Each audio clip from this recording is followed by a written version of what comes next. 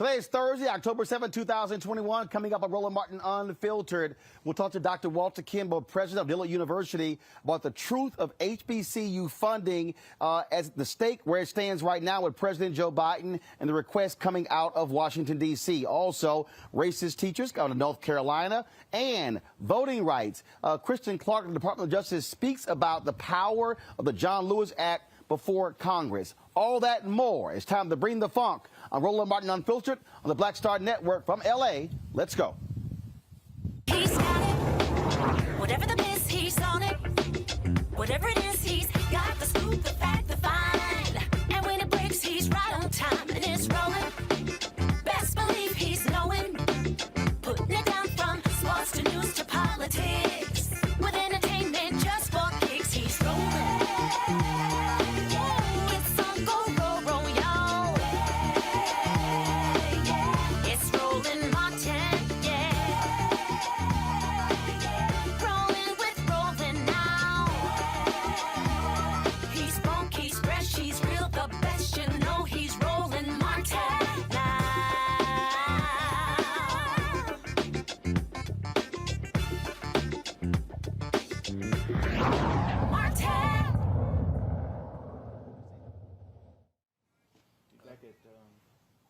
We talked about this yesterday all over social media. Lots of discussion about funding for HBCUs. Associated Press and Newsweek did a story saying that the Biden administration and Democrats were cutting from $45 billion to $2 billion for HBCUs. We now know that's not true. one of the folks who's been trying to correct a lot of these falsehoods about funding for HBCUs, especially the last 4 years with Donald Trump, is my next guest, Dr. Walter Kimbrough. He's the president of Dillard University, retiring at the end of this year. Dr. Kimbrough, glad to have you back on Roland Martin Unfiltered on the Black Start Network. This is something that's big because this thing has been spreading like wildfire. People have been saying all sorts of different things. Here you go. Dems don't care about black folks. They're cutting $45 billion. And I had Leslie Baskerville on yesterday from NAACP. I had on Victor Santos from the Marshall Fund as well. And both of them said it wasn't $45 billion. And so, look, you are an HBCU president. Break down exactly what's going on with HBCU funding in these these budget proposals right now. All right. Well, first of all, thanks for having me, Roland. I appreciate having this opportunity. And just remind folks, I'm not retiring. I'm just transitioning. I'm doing the free agent thing. So we see where I end up. But it's been frustrating for me because I think there are some legitimate concerns that we have. But when people get out there and share all of this misinformation, it creates bigger problems. So, and I had a chance to listen to Leslie and Victor, so I thought they provided great information that people can listen to. But what President Biden did was come in and said, I really am going to have a robust proposal for HBCU. So he asked for lots of money. So when you hear the $45 billion figure, and I've seen anywhere from 30 to 50 billion, it's all over the place. But if we look at the $45 billion, so 20 billion of that is straight infrastructure. And as you've mentioned to people, it's HBCUs and MSIs, Hispanic serving, Asian Pacific, Native American. So there will be a portion of that for HBCUs, which will be significant. So 20 billion for that. 15 billion of it is for research and development. So just straight R&D is 15 billion, and then or 10 billion, and then another 15 billion that will be for centers of excellence to create these centers of excellence at HBCUs. And I heard Victor talk about that. So that's where the 45 billion comes from. So the process is for any president, they present their budget priorities to Congress, and then those committees have to do the work. So President Biden started off and said, hey, this is what I want. Also, because this is getting lost too, he also wanted to help double the Pell Grant. And so his first salvo was to get it up $1,800. Okay, so that we aren't even talking about that because that would impact 7 million college students. So you have all that together. It goes to the committee. It's now with the Committee for Education and Labor, which is chaired by Bobby Scott. And now they have to do the work. And so when they go through the process and they're working together, they try to decide how much is Congress willing to spend. And that's when you start to have those cuts and they start to negotiate. So it goes back and forth.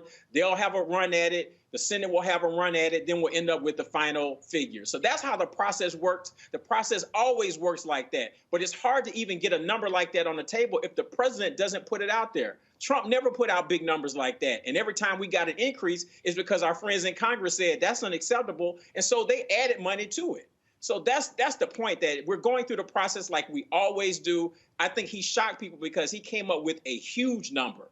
And I think he set the table, which is really good for us. And now we all have to do our work to work with members of Congress and say, look, the president made this promise. Y'all need to help him make that promise come true. Also, again, we talk about funding. This is what Leslie and Victor discussed yesterday. You can't negate the funding that already came through two previous bills in 2021 already. The COVID bill, what was it, $6 billion? And then there was another billion plus?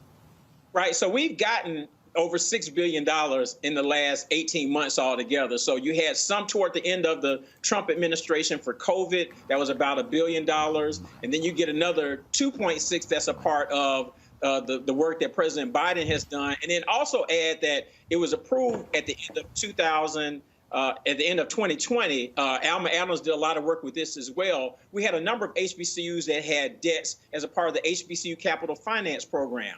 That was approved in the bill. The new Secretary of Education approved that to be wiped off the books. That's another $1.6 billion. So, yes, we're talking about $5 to $6 billion that HBCUs have received in the last 18 months. And reminding people, every year, annually, we only receive about $1 billion from the federal government. And as Victor rightly pointed out, it comes from lots of different buckets. So it's not just Department of Education. It's from agriculture. It's from defense. It's from interior. It comes from a lot of different places. But when you add it all together, it's only about $1 billion. So now we're talking about $6 billion already in 18 months. And in the Biden administration, Corinne Jean-Pierre did an interview with HBCU journalists. She said that's $4 billion of it is from them alone. So it's not like nothing has been done. There has been significant investments in HBCUs. We're now trying to play the long ball to say, how do we get significant investments that will last so we can really do some major infrastructure work, which the entire country has talked about infrastructure. So we're being consistent with what the president has talked about as a part of the campaign trail. You know, and it's real interesting, Dr. Kimbrough. You know, you always got to deal with these dumbasses out here. Some people don't want to say that. I'll go ahead and say it. I got some idiot on YouTube, Truth Seeker. Roland, how much do the Democrats pay you to do damage control? What the Democrats doing? No, it's called facts. See, this is real simple. If the funding was cut from $45 billion to $2 billion, we're going to tell the truth about what's going on here.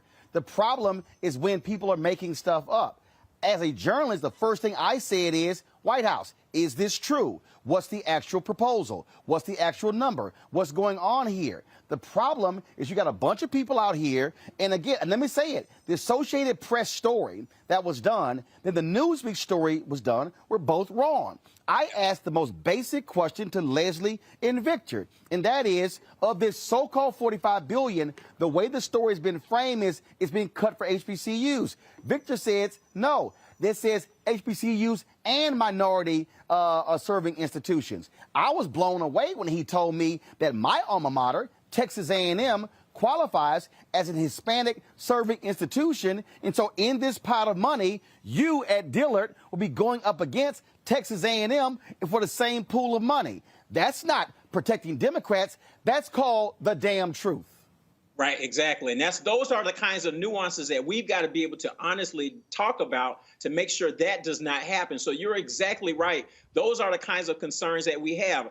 The other thing, and I'm sure you'll appreciate this, we've got to have more diversity in terms of journalism because these AP stories are wrong all the time. There was one that a lot of people use to say Trump, saved HBCUs with $250 million a year. No. Out of that 250, it was for HBCUs and Hispanic serving institutions. Only 85 million was for HBCUs. It was a part of the Future Act. But people have posted that story over and over and over again to say, look at what Trump did. They don't talk about how it was already approved by both chambers of Congress with veto-proof majorities. His signature was performative. Or like Alma Adams said, the only thing he contributed was his signature. He didn't do any lobbying for that at all. So it's important for us to have the facts. So then once we have the real facts, then we can debate and say, all right, here's the facts. Now, you're saying that you want to do this and make us compete with all Hispanic serving institutions. The University of Texas at Austin just became an HSI this year, 25% Latino. That's unacceptable. So we can have an honest conversation and debate. But when we start tossing in everything else, it's a problem. The last thing I'll say really quickly is that I'm always interested. These people come out of the woodwork complaining about what's happening for HBCUs, but nobody is advocating for us on a regular basis. The UNCF has created a platform that if you're concerned about this and want to do more than tweet, you go to the platform at uncf.org, /HBCU Ignite. It's really easy. It takes you a minute. You can write your Congress people. You can call them. You can tweet them and say, give HBCUs this money. That's part of the reason that the Future Act got passed, because we had 66,000 letters in 2 months telling Congress we want this Future Act to be passed. Right now, for this new HBCU Ignite, which focuses on infrastructure, we've only had 11,000 people do that so far. So if everybody's tweeting and they're on Twitter and using the Twitter fingers, go to HBCU Ignite as a part of uncf.org and help us lobby for this money. Simple as that. Dr. Walter Kimbrough, President, Dillard University, represent like alphas always do. Always. Appreciate it. Go to my pound. Dr. Greg Carr, Department of Afro-American Studies, Howard University, Rishi Colbert, Black Women Views, Faraji Muhammad, radio and TV show host. Greg, I'll start with you. You teach at Howard University. Again, this is what pisses me off. It pisses me off when, just what Dr. Kimbrough said, all of these stories, how Trump, even when Senator Tim Scott went on Face the Nation with that BS, talking about and he tweeted that how they guaranteed funding for HBCUs, like they protected HBCUs. No, it's an absolute lie. This story was a lie. And people have got to stop sitting here playing Mickey Mouse games here. They were not, again, first of all, it was laughable because HBCUs have never gotten $45 billion in 1 year from the federal government. Never. Not even close. So anybody who even believed that should have been smacked upside their damn head. But the thing, what you really have here is people who do not want to do addition. I've got these fools, and Reese's going to talk about that, of course. These idiots going, see, you got a so-called HBCU graduate as vice president. Well, dumbasses, the money, they've gotten more in this 1 year of this administration than they got in 4 years of Trump. Facts are facts. As they say, Greg, ball don't lie. No, ball don't lie. Again, the value of the Black Star Network and Roland Martin Unfiltered specifically, the truth has to come out. I mean, and the truth is this. Most of our HBCUs in the South have been held hostage by these white nationalist Republican legislatures. My alma mater, Tennessee State, as almost $600 million is the tally that has been shorted since the 50s just on state appropriation because the federal government gave matching funds. Remember, the public HBCUs, most of them are moral land grant institutions.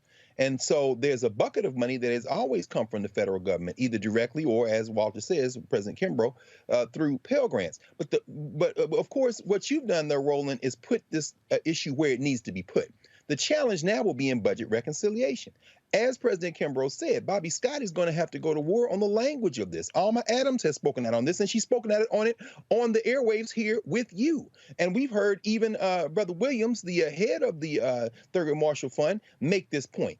These HBCUs should not be competing with MSIs. As you said, they are being classified that way. There shouldn't be one pot of money, and there's a hunger games between HBCUs, MSIs, and tribal colleges as well.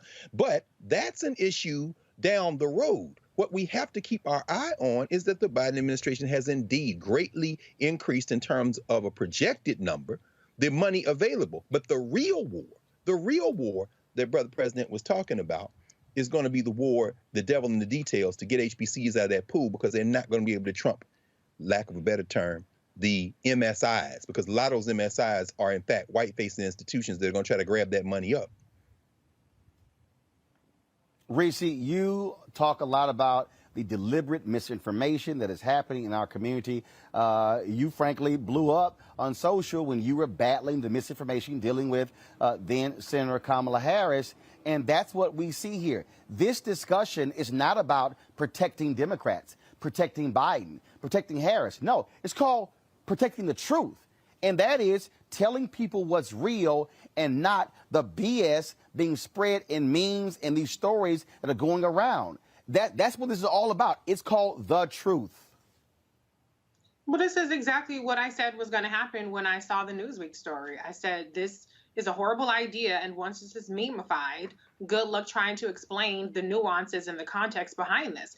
I mean, Dr. Kimbrough broke down where the $45 million came from. I think it's important to put this in the context that we're talking about $3.5 up to $3.5 trillion of additional infrastructure spending. And so $45 billion is a drop in the bucket of trillions of dollars. So I don't think that part should be lost here. I mean, as Dr. Kimbrough and you pointed out, this was for a variety of things. It wasn't just a pot of money. It was specific set-asides that this was intended for. And I think when it comes to the discussion about funding for HBCUs and minority-serving institutions, it's always conflated. Even the $2 billion number is not strictly just for HBCUs. So I think that the problem is the devil is in the details. The problem is the context always adds additional knowledge to it that doesn't sound as inflammatory as a headline or what you can fit in a tweet. And so I think it's important that, you know, constituents, as Dr. Kimbrough pointed out, still advocate for additional funding, advocate for if the $2 billion is the number, then make sure that all of that $2 billion goes to HBCUs. So, I mean, I think labeling the Newsweek article misinformation is probably a step further than what I'm willing to go, because there was a $45 billion number put out there, but some of the context was lacking, and people did not distinguish between the fact that that $45 billion was not a cut to existing funding. It was a cut to the proposal that was initially put forward by the Biden-Harris administration. And that wasn't over a year, that was over 10 years, like the infrastructure package is for. So there are a lot of things that are working against the perception of Democrats' priorities, the perception of how HBCUs and Black voters are valued. But the bottom line is, if you're explaining, then you're losing. And nuance is lost in memes. Democrats always lose the messaging war. And there are people that really don't give a damn about HBCUs that are having a field day with it, because it's something that is very easy it's a big number to throw out there and say, look, $43 billion was cut.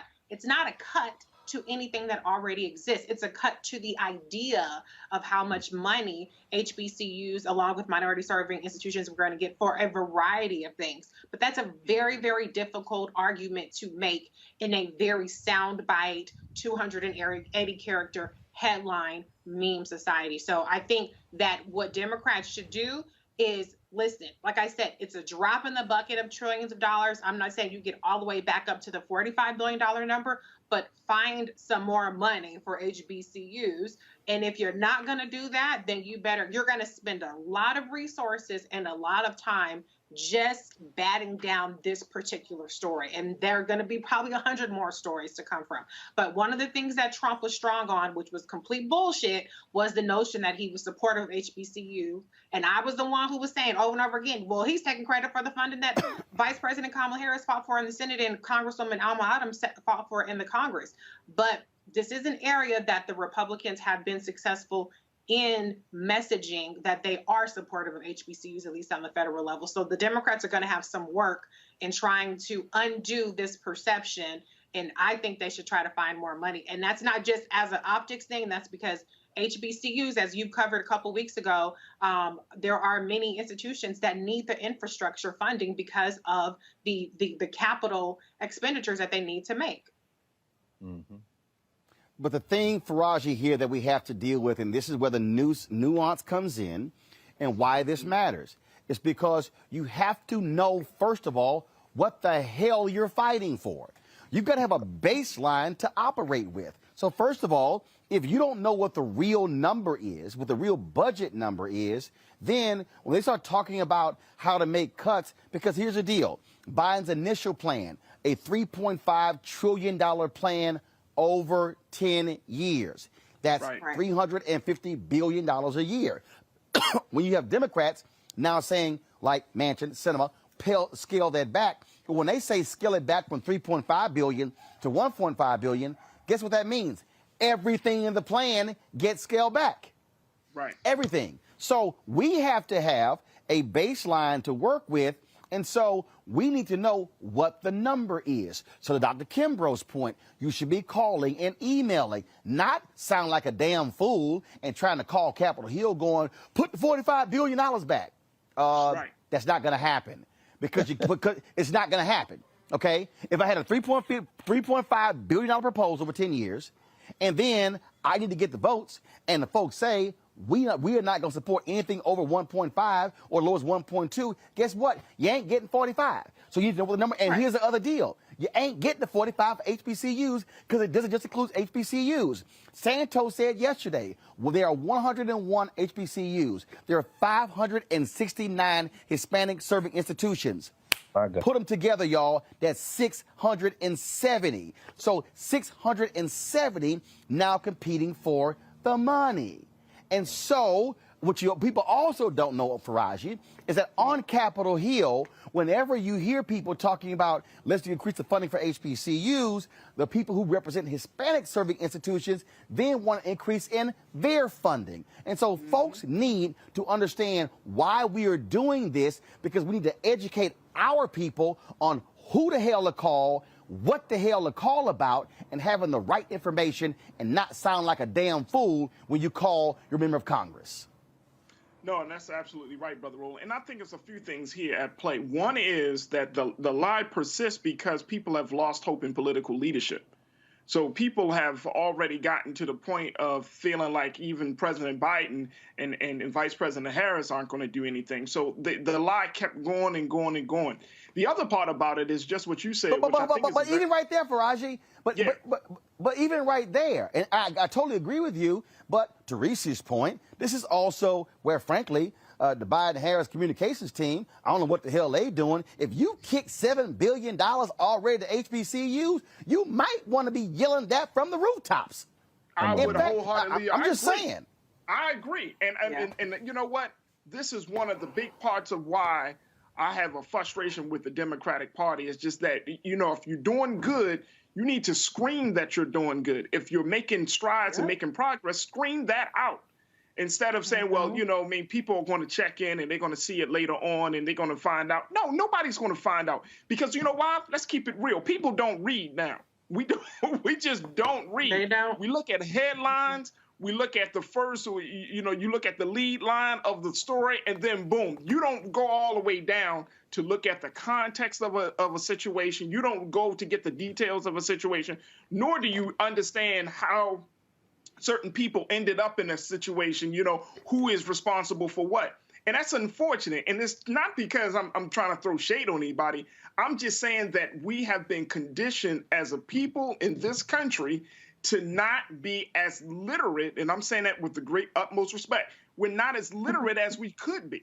We just don't go through the full story because we do live in a microwave social media era where everything needs to be real quick. So I just need to read a story in a couple of seconds and I'm gonna move on to the next story. And then we make up these assumptions that's not rooted in truth. Now, the other part about this is that in government, Brother Roland, Dr. Carl Reese, we all know government works very simple. You have limited resources to try to meet the interest of all of these different people. So you got black people, yes, but black people ain't the only ones in America. We got to talk about the Latino community. We got to talk about the Asian American community and the interest that comes with that. And you have people in Congress that represent all of these different interests that are going to want a piece of the pie, especially those who are not a part of the majority of this country. So we're going to have to look at that. Then the final point is this.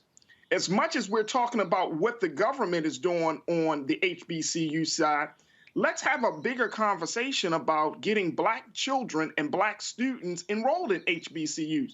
We would not have to be in this conversation. Dr. Carr, I'm sure you have these discussions all the time at Howard. You don't have, when we're talking about, whether you're talking about Morgan or Howard or whoever, you got to talk about, well, how do we get black students to see the value and the importance of HBCUs in 2021? What does that actually mean? Can these HBCUs go out to the high schools and create, or even take the 101 HBCUs and come up with a real campaign to get people excited about going to an HBCU, and regardless of what part of the country you're in? And see, because I've seen it and I've talked about it, in Morgan State University, the enrollment numbers need to hit a certain match. But see, again, if we don't support the HBCU institution as a people, then that leaves us open to begging and hoping and putting our hands out to the government saying we need to. No, the support needs to come in if the HBCU is doing its job, which they are doing.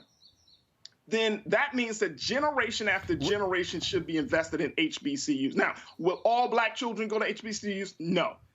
But for those who have benefited from the HBCU experience, are your children going to HBCUs? Are your grandchildren going to HBCUs? Are your nieces and nephews going to HBCUs? Then let's have the conversation about alumni. Are alumni giving back to? Because while Harvard and Yale and some of these other white institutions are thriving and are able to withstand government cutbacks and all of these other winds of time and change, because the students that went there had enough to say, you know what, I'm going to give back in some way, shape, or form. And unfortunately, and I've seen this at Morgan, we just don't have that as a part of our culture enough, where alumni and students that have gained from the HBCU experience will actually give back. So we have a lot of dynamics. This is not just about President Biden. This is really a reflection on us, because we keep putting HBCUs in a vulnerable position. And when they start to close down, when 101 goes to 100 and 98 and 90, and when they start to close them, man, what are we going to do about them HBCUs? They closing down. Well, what have we been doing about HBCUs before they even closed the door? Let's be real. And let's be real clear. It's a lot of people that don't give a shit about HBCUs. I mean, let's stop sitting here. Let's just stop. I'm just going to go ahead and say it.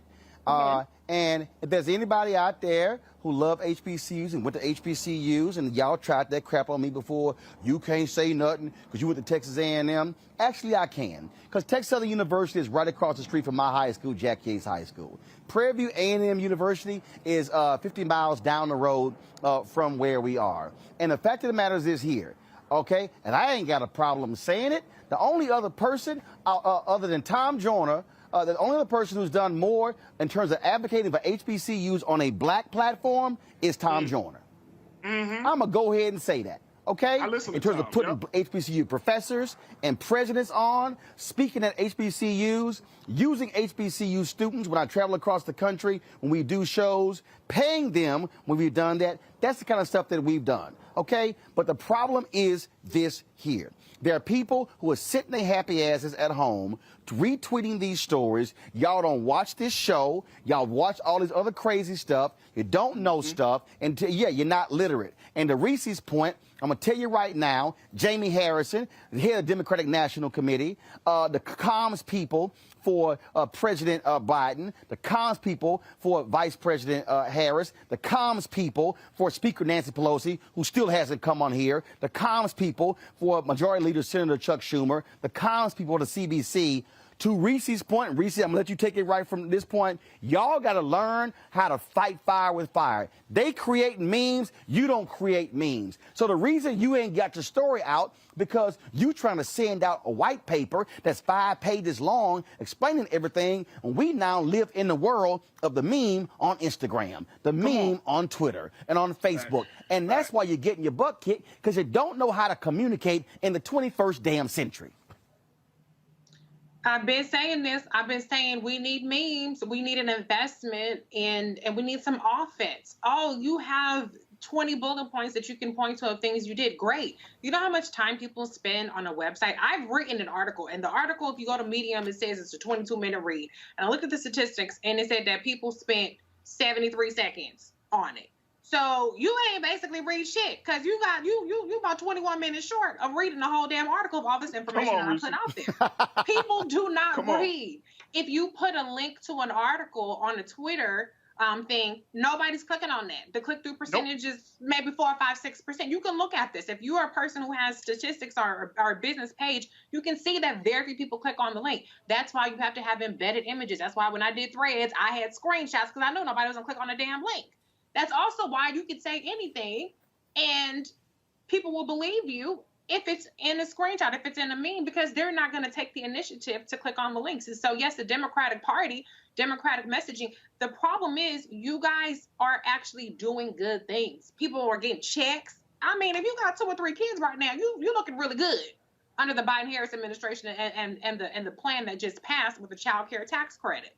They should be up in arms calling their senators, telling Joe Manchin, I know you damn not going to cut out that child care tax credit that's putting money in my pocket every month that's expiring at the end of this year. I know you damn not going to do that.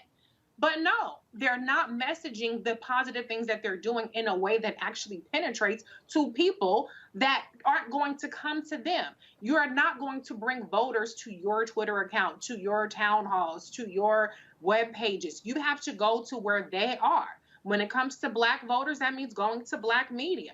No, it's not Rachel Maddow. No, it's not Anderson Cooper or Chris Cuomo. That's not where a lot of black people are getting their news. They're getting it from radio, from black media, black streaming services, black social media. You learn, you know where the shade room is when you want to say, go register to vote. Well, you need to be going to the shade room for all this other shit too. So you cannot only campaign during the campaign season. You have to campaign 24/7. That's what Republicans do. You have to be on the offense 24/7, and you have to be on the offense with a variety of tactics. Just simply ignoring the memes, just simply saying people are stupid, they don't know any better, or, oh, well, that's a lie, is not good enough. You have to push back very forcefully, and you have to give people an affirmative message. Because if you let the opposition define you, it's too late by then.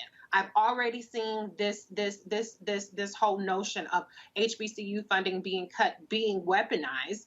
And the longer it goes without being fact-checked, without putting some graphs out there, without putting some memes out there, the harder it's going to be to push back on. And so get on the ball, because you actually are increasing funding, but that's not the message that's getting out there. Folks, got to go to a break. When we come back, more Roland Martin Unfiltered, live from Los Angeles, right here on the Black Star Network.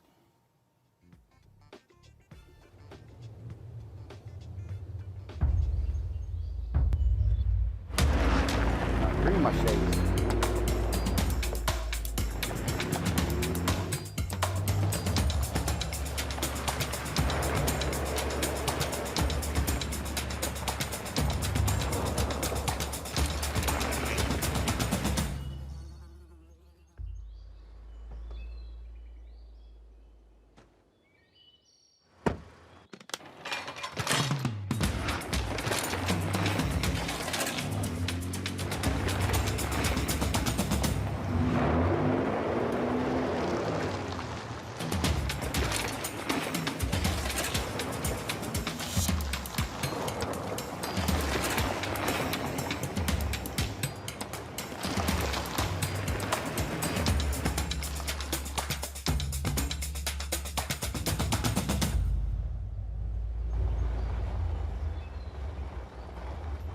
Betty is saving big holiday shopping at Amazon. So now, she's free to become Bear Hug Betty.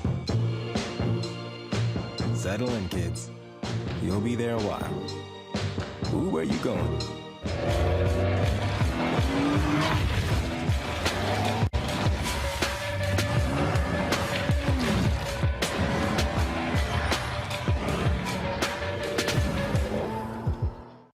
Hi, everybody. This is Jonathan Nelson. Hi, this is Cheryl Lee Ralph, and you are watching Roland Martin, Unfiltered.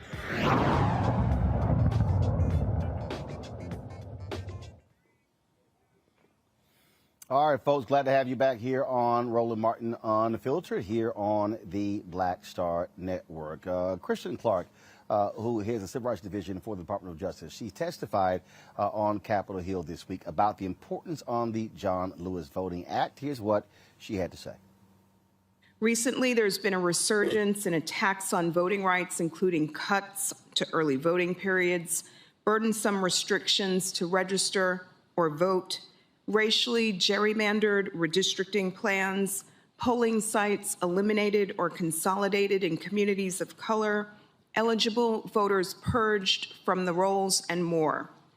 I am here today to sound an alarm. For the Justice Department, restoring and strengthening the Voting Rights Act is a matter of great urgency. The Supreme Court's 2013 Shelby County versus Holder ruling suspended the preclearance process, eliminating the Justice Department's single most powerful and effective tool for protecting the right to vote. Before Shelby, the preclearance process enabled the department to swiftly block the implementation of many discriminatory and unconstitutional voting practices. Through Section 5, the department blocked over 3,000 voting changes, helping protect the rights of millions of citizens. In over 60% of blocked voting changes, there was evidence of intentional discrimination. We also know that the preclearance requirement deterred many jurisdictions from adopting discriminatory changes in the first place. Too many jurisdictions have viewed the Shelby ruling as an invitation to adopt rules that disadvantage minority voters. Today, jurisdictions that want to restrict voting rights have what the Supreme Court memorably described the advantage of time and inertia. These new laws can be challenged only through long, protracted, resource-intensive, case-by-case litigation, which we have pursued in states like Texas and North Carolina. We are on the cusp of another potentially transformational moment. A new redistricting cycle has commenced. 2020 census numbers show the U.S. has become an increasingly diverse nation, with population growth attributable to increases in the number of people of color. Absent congressional action, this redistricting cycle would be the first in half a century without the full protections of the Voting Rights Act, and jurisdictions may be poised to dilute the increased minority voting strength that has resulted from these natural demographic changes. Without preclearance, the Justice Department will have limited tools to obtain documents and to assess where voting rights are being restricted, thereby hampering enforcement efforts. The John Lewis Voting Rights Advancement Act addresses several of the barriers I've referenced, which are impeding the department's efforts to protect American citizens' right to vote. First, the act responds to the elimination of the preclearance coverage formula by updating the relevant criteria so that Section 5 coverage is tied to current conduct by jurisdictions. Second, the bill provides greater clarity regarding the appropriate legal standard in Section 2 vote denial cases. Third, the legislation gives the department authority to compel the production of documents and materials relevant to investigations of potential voting rights violations. And fourth, the bill places new measures to safeguard the rights of Native American and Alaskan Native voters. In 1965, Congress enacted, and in 1975, 1982 and 2006 reauthorized a statute that provided the strong medicine needed to remedy voting discrimination and to enforce our Constitution's commitment to ensuring that no citizen's right to vote would be abridged on account of race or color. Congress must act now to restore the Voting Rights Act, to prevent us from backsliding into a nation where millions of citizens, particularly citizens of color, find it difficult to register, cast their ballot, and elect candidates of their choice. The Justice Department welcomes this opportunity to work with Congress to revive this bedrock civil rights law. Joining us right now is Marcia Johnson-Blanco. She's co-director for the Voting Rights Project for the Lawyers Community for Civil Rights Under Law. Marcia, glad to have you back on Roland Martin Unfiltered. Here's what's happening right now. You've got Democrats talking about potentially doing a carve-out of any of the filibuster for raising the debt ceiling. Why in the hell not do that for the People Act and the John Lewis Act? No, that's an important question, and I think they need to hear from us that this is really important. And, you know, as you just showed, Assistant Attorney General Clark really showed what's at stake. And it's essentially the future of our democracy, and we need Congress to take that as seriously as the debt ceiling. So give us a sense, where do we stand now? Are we still at this impasse? Supposedly, Senator Joe Manchin was crafting this bill. Okay, where is it? It seemed like we had a conversation about the voting bills, and now it's shifted to the debt ceiling and the reconciliation package and $3.5 trillion plan. It seems that the voting bills keep getting pushed back, and knocked off the agenda.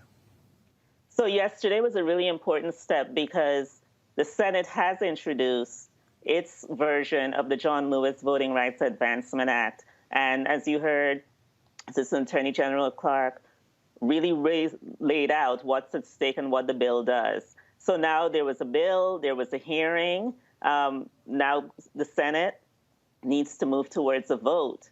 And what I think needs to be done is that they need to hear from us.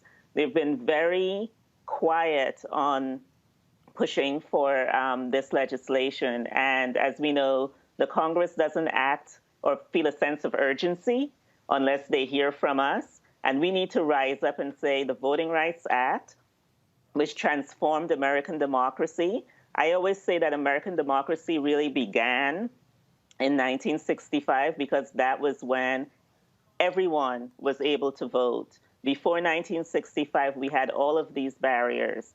And now what we're seeing is that there's this response to the tremendous turnout that happened in 2020 with states like Georgia, like Texas, that have this history of discriminating, went right back to passing laws that will make it harder. They look exactly at what did people of color use to be able to vote? Oh, vote by mail? We're going to make that harder. We make them stand in line, and groups provide water and food to make sure that people feel comfortable while waiting in hours-long line. We're going to make that a criminal offense. We're going to fine people for providing assistance to voters. Voters of color overwhelmingly use drop boxes because we can't always make it to the polling site during voting hours. We're going to take away drop boxes. So these states have been very brazen in really going after all the means that people of color, minority voters used to be able to vote. And now we really need Congress to step in and say, no, we are not going to allow this to happen.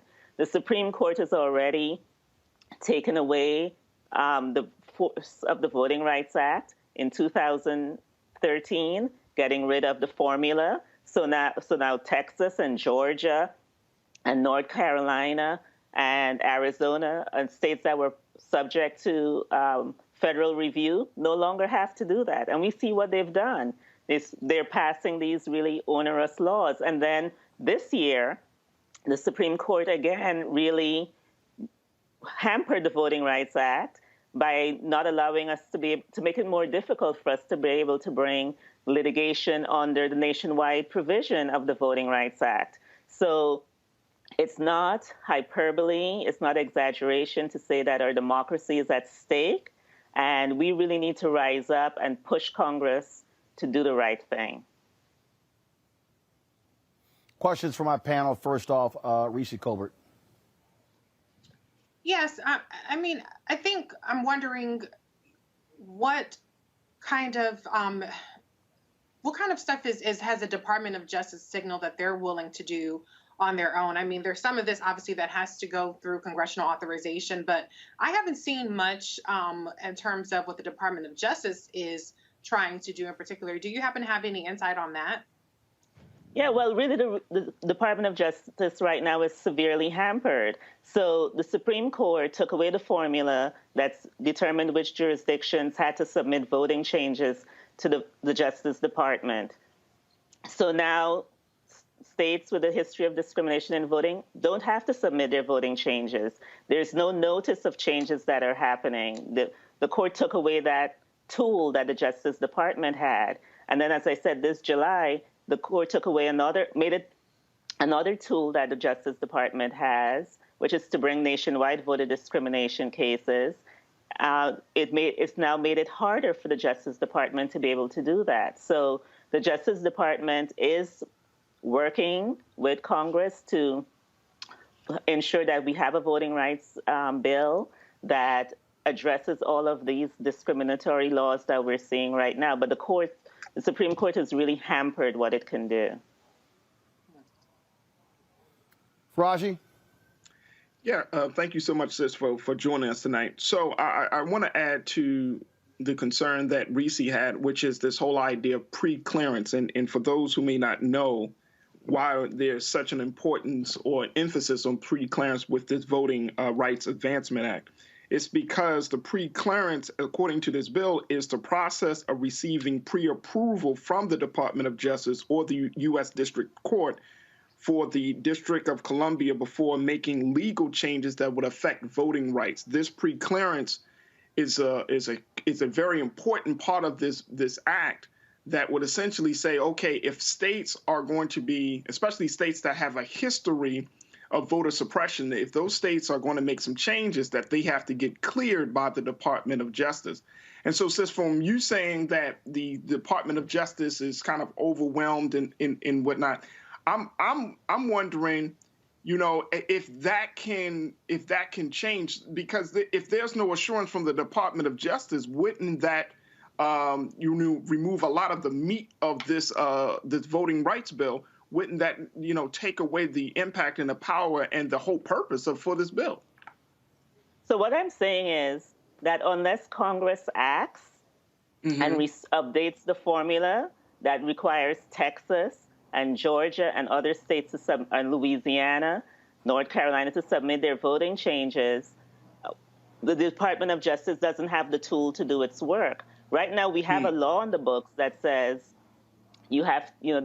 jurisdictions with a history of discrimination in voting have to pre-clear. What we don't have, what the Supreme Court took away, is which jurisdictions. And so now it's up to Congress to say these are the jurisdictions that have to pre-clear their voting laws, because until Congress restores that formula, Section 5 is really neutered. The Justice Department can't use it. So it really is up to Congress to give the Justice Department the tools it needs in order to enforce the Voting Rights Act. Is there something that could be established? Yeah. What's the question? I'm sorry. No, go ahead, Brother Roland. I know we got to roll. Go ahead, question, Raji. so go ahead, brother. No, I was just asking very quickly, says, is that something that could be established in the bill, that there is a separate part of this bill where there is some more accountability measures? I'm concerned about that part, Sister Marcia. The bill does have the formula in it. The bill has a formula that says if you have continuously passed laws that discriminate against voting, then you have to submit your laws for voting changes. So Congress, again, needs to pass this bill so that the Justice Department can do its job. Without this bill, the Justice Department is really hampered. Gotcha. Thank you, Brother Roland. Greg? Thank you, Roland. And thank you, Director Blanco. Strategically, in your mind, how much of our time should we now begin to build movements at the state level? And I ask for this reason. We know that the Voting Rights Act, each time it was renewed, including 2006, all the formulas were updated. Ruth Bader Ginsburg said that in her dissent. We know that Shelby County was decided in bad faith. John Roberts, one of his age mates, was in the New York Times yesterday. You probably saw the article saying, y'all have gone too far now. They're making this thing up as they go along. We know that the Supreme Court has been, black people, in the words of Ralph Bunche, were a special ward of the Supreme Court. But we also know the federal legislature is stuck and this is not going to pass. So looking at a place like Texas, where there's been a 4 million people growth in the last 10 years, 95% non-white, mostly urban, and where these white nationalists have decided that they're going to try to gerrymander to make even more seats and take more seats away, how much of our efforts now should be devoted to organizing on the ground in these problematic states that are getting cover from this renewed federal bench, this white nationalist renewed bench, instead of just appealing to a legislature that has decided, in terms of the white nationalists, that they, of course, are not going to act because it's not in their political interest? That's an incredibly good point. This past legislative session, Virginia passed its own voting rights law, its own Voting Rights Act. So now, if Virginia wants to make a voting change, the legislature there has to submit that change to the state attorney general. And so other states can follow Virginia's example. You're right that, there's the fight on the federal level, but there's more that could be done on the state level. We have hundreds of bills that have been introduced. We know about the ones that have been introduced to make it harder to vote, but twice that amount have been introduced to make sure that voters have access to the ballot. And so you're extremely correct that we need a two-pronged strategy. I do think we need to continue to put pressure on the Congress, but there is a lot that we can do on the state level, and I think Virginia's Voting Rights Act shows what can be done. Thank you. All right, then. Well, look, we certainly appreciate the work the Lawyers Committee for Civil Rights Under Law do. We're going to be live streaming your annual gala. It's going to be virtual again this year. We'll be live streaming that October 21st right here on Roland Martin Unfiltered and the Black Star Network. And so we certainly look forward to that. Marcia Johnson Blanco, thanks a lot. Thank you. Thank you for your support of our work. All right. All right. Thank you very much. All right, folks, got to go to another break. You're watching Roland Martin Unfiltered right here on the Black Star Network, live from Los Angeles.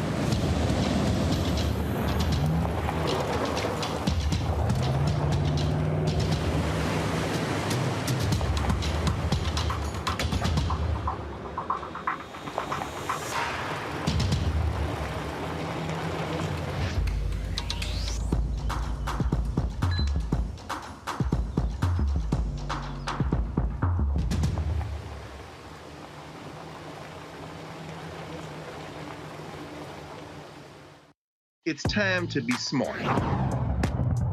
Roland Martin's doing this every day. Oh, no punching! Thank you, Roland Martin, for always giving voice to the issues. Look for Roland Martin in the whirlwind, to quote Marcus Garvey again. The video looks phenomenal, so I'm really excited to see it on my big screen. Support this man, Black media. He makes sure that our stories are told. See, this difference between Black Star Network and Black-owned media and something like CNN. I got to defer to the brilliance of Dr. Carr and to the brilliance of the Black Star Network. I am rolling with Roland all the way. Honored to be on a show that you own. A black man owns the show. Folks, Black Star Network is here. I'm real revolutionary right now.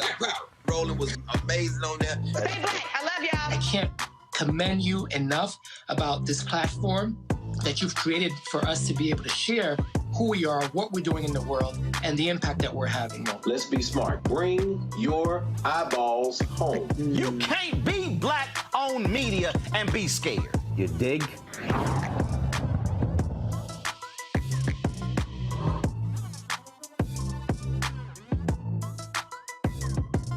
Maureen is saving big holiday shopping at Amazon. So now she's free to become Maureen the Merrier. Food is her love language, and she really loves her grandson. Like, really loves.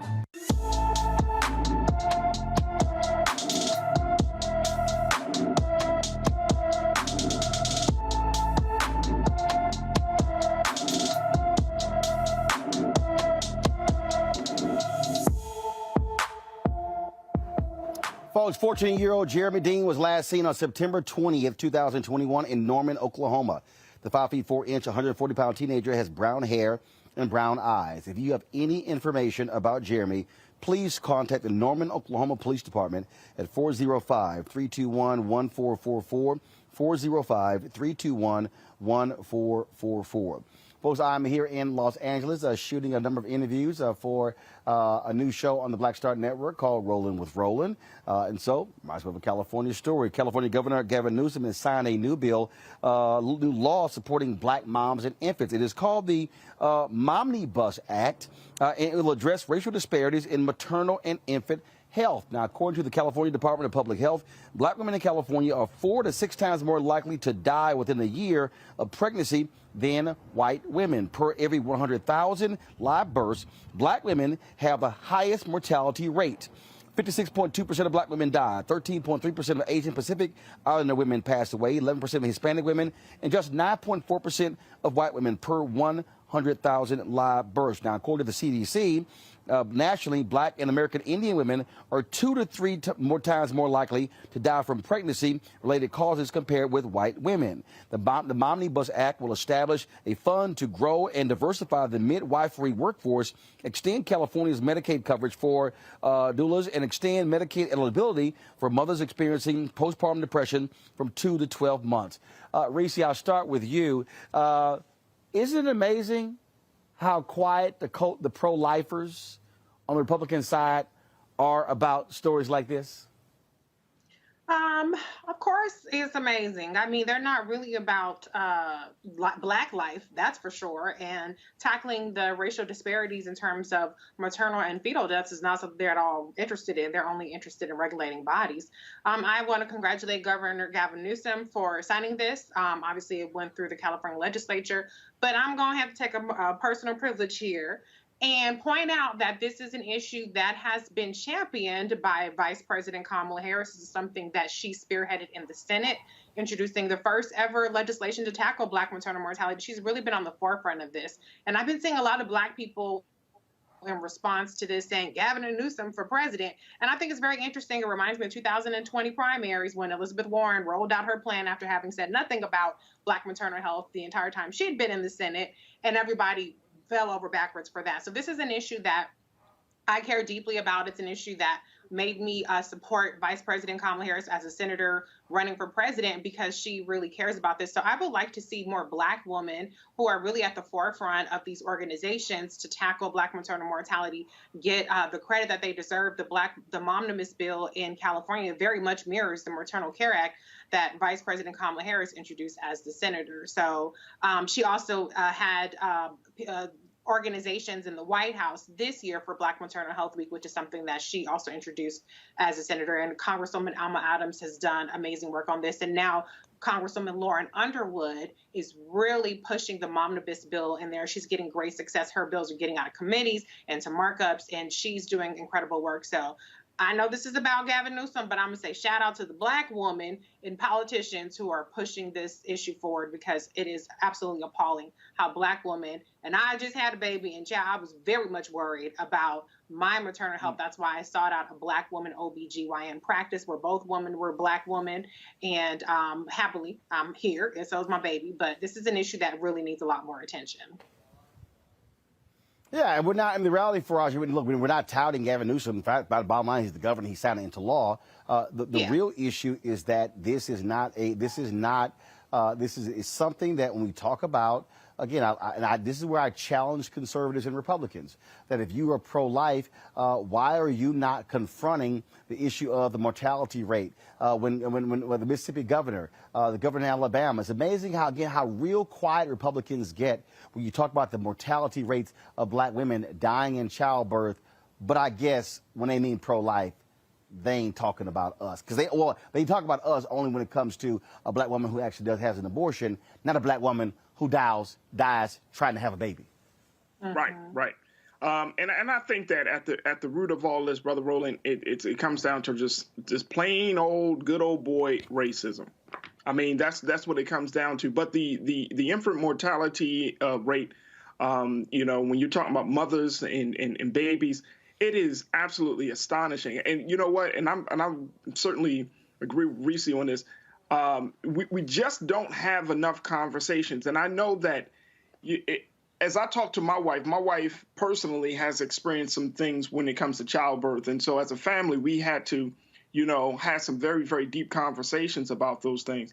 And it's just like we have to, and I'm speaking as a black man, we have to be supportive and make the space for the women in our lives, the black women in our lives, to go and to really just to be supportive as much as we can, and to try to advocate for their health and well-being. And it's not easy for a woman to, get pregnant. And then it's certainly not easy for a woman to get pregnant and to give birth, because there are just so many things that could potentially happen during that 9-month period.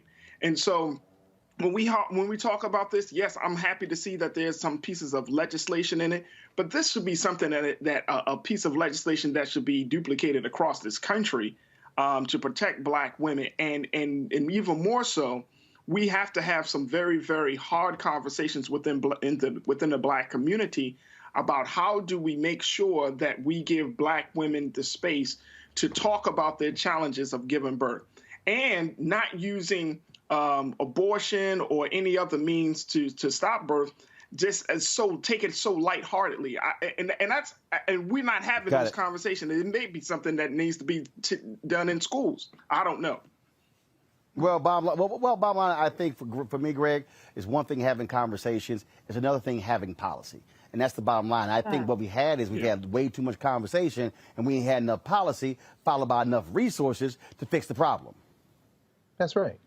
That's exactly right. And thank you, Reese, for leading us through what's going on at the federal level with Rep. Underwood and others who are pushing this at the federal level. But quite frankly, and this goes back to the previous story, the federal framework is fracturing. And people probably sick of hearing me say that, but that's okay, because history is what history is. California, the reason this is able to pass, I think it was Nancy Skinner in the Senate who passed it after it, who proposed it. It passed the California Senate. But the reason it passed is because people organized. The Black Women for Wellness Action Project out there, the Western Center on Law and Poverty, so many others. And it's going to take a local and state intervention for these kinds of things to be dealt with. Kay Ivey, who's taking COVID money to build new prisons in Alabama. God bless Kay Ivey, you white nationalist, you Klan-adjacent, anti-black, anti-human governor. The thing that's going to displace Kay Ivey in Alabama is organizing. The thing that's going to displace that shovel-mouthed Greg Abbott in Texas is organizing. Right now, non-Hispanic white people are, roughly speaking, about 40% of the population in Texas. That means that there are not enough people organized to break the backs of these people. The reason it passed in California is because the White Nationalist Party can't generate enough people to stop it. And finally, in terms of infant mortality, as was said by Governor Newsom, by Senator Skinner, and by all the people organized who pushed for this bill and this legislation, a great deal of this, as Faraji says, this is structural racism. So yes, more yes, Medicaid expansion. Yes, exempting folk from this welfare to work BS that begins back with Ronald racist Reagan. Yes, all of that. But infant mortality. And Reese, you know, I mean, what does it mean for a woman who doesn't have to go and bust her ass waiting tables or driving Uber or doing whatever you have to do? Come on, Doc. At early stages, I mean, this is a structural racism problem. By the time the sister gets pregnant and the baby is coming, she's at the tail end of a process where the stress has been eating her since she came out of her mother's womb. So ultimately, the structural fixes are going to have to really be made at the state level, because the federal government is on the verge of collapse. Yep. Folks, got to go to a break. We come back and update on the case of Julius Jones, the brother who execution date has been set, but the Pardon and Parole Board has said his sentence should be commuted. That's next. I'm Roland Martin Unfiltered, right here on the Black Star Network. Oh, that spin class was brutal. Well, you can try using the Buick's massaging seat. Ooh, yeah, that's nice. Can I use Apple CarPlay to put some music on? Sure, it's wireless. Pick something we all like. Okay, hold on. What's your Buick's Wi-Fi password? Buick Envision 2021. Oh, you should pick something stronger. That's really predictable. That's a really tight spot. Don't worry, I used to hate parallel parking. Me too. Hey. Really outdid yourself. Yes, we did. The all-new Buick Envision, an SUV built around you, all of you. It ain't just about hurting black folk. Right. We got to deal with it. It's injustice. It's wrong. I do feel like in this generation, we've got to do more around being intentional in resolving conflict. You and I haven't always agreed. Yeah. But we agree on the big piece. Yeah. Our conflict is not about destruction. Conflict's going to happen.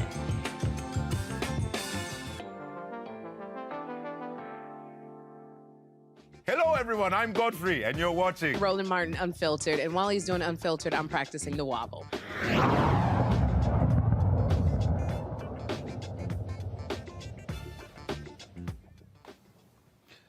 All right, folks, welcome back to Roland Martin Unfiltered here on the Black Star Network, broadcasting live from Los Angeles this week. Attorney David Prater, folks, has petitioned the court in Oklahoma to have Adam Luck and Kelly Doyle removed, citing political beliefs in their work with releasing inmates. Now, he is the Oklahoma County District Attorney. They are members of the Parole and Pardon Board, the ones that are involved in the Julius Jones clemency case. Prater thinks that their biases will affect the decision-making process. Now, the parole board previously voted 3-1 to recommend Governor Kevin Stitt commute Jones's death sentence to life with the possibility of parole. Stitt has refused to do so. Julius Jones will have a clemency hearing for October 26th. His execution date is set for November 18th. So it's real interesting here, Faraji, when you look at this. So the DA is saying that, because of their work, they can't actually make an impartial decision. But I guess when they want all law and order people, lock them up, throw the key away, I guess they're okay to be on the board. I mean, when I was reading about this story, Brother Roland, they were talking about in this story some level of bias. Oh, man, this person might have bias. White people have been biased against black people for hundreds of years in this country. And we're talking about a situation that is circumstantial at best with Julius Jones. But to talk about somebody's bias because of, of a tweet that a person sent out or anything. I mean, look, the fact is, and this is what I see happening in this country, white people are becoming more and more upset because of the inevitable rise, and I'm speaking of the consciousness and the awakening that black people in this country are having. And so when we're getting involved with these cases, we want to see freedom. We want to see justice. And right now, white people, and whether you're talking about prosecutors or district attorneys, whether you're talking about in the legal or in the courts or in Congress, there is a huge emerging anger among white folks that black people are saying enough is enough. We're sick and tired of being sick and tired. And so in this case of Julius Jones, I just say, fine, you could go take the legal routes to try to get somebody removed, taking them off of the board, and that you feel like they're biased. But what about the bias of white America? What about the bias that has been against black people in this country, black and brown and red people of this country for so long? And so it's unfortunate Go ahead. Yes, sir. Well, the thing here, Greg, that I find to be laughable, the reality is everybody has biases. Everybody. There's no, look, I'm a journalist. There's no such thing as objectivity. It doesn't exist. You have a bias. The key is when you do something, does your bias show up? Is your bias present? Are you actually looking at all of the facts and making a rational decision? No, this DA, what he's mad about is that that's 2 of those 3 votes that recommended that he get a commutation. They want to put this brother to death. Of course they do. And best of luck to David Prater, who was a hunter. You're a hunter, David Prater. Best of luck. We'll see you in the street. You have to organize against these people. His great indictment of Adam Luck and Kelly Doyle, he says they worked to release inmates. So you absolutely said it right. You want to lock our people up. Best of luck, David Prater, because the governor, the coward governor, first of all, the 3-1 recommendation wasn't to let the man walk. When you read the Innocence Project file, it's like, why is this man in jail the first time?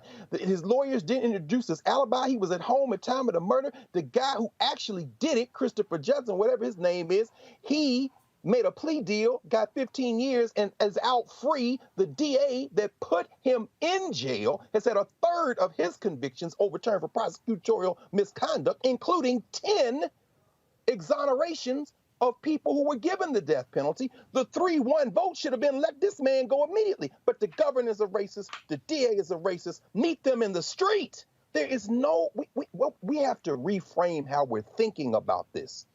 And with all due respect, we cannot continue to appeal to some sense of morality. There is no morality. This is a war on Black life that has been unceasing since they brought us here.